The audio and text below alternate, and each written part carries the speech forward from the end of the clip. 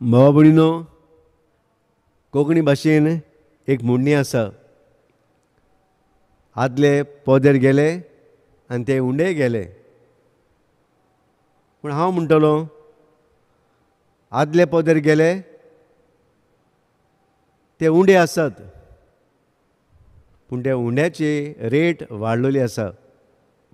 उंडे तशेंच आसात, तांची रेट वाडल्या आनी आतां पोदेरूय ना तसले. पूण तो उंडो जो 40 वर्सां आदीं आमकां मेळटालो खावपाक, तसोच तो आसा. बाब न्हू, खरेंच जेजू आयज म्हणटा, जो कोण हो जिविताचो उंडो खाता ताका केन्नाच भूक लागची ना, ताका सासणाचें जिवीत मेळटलें. तो उंडो बदलना.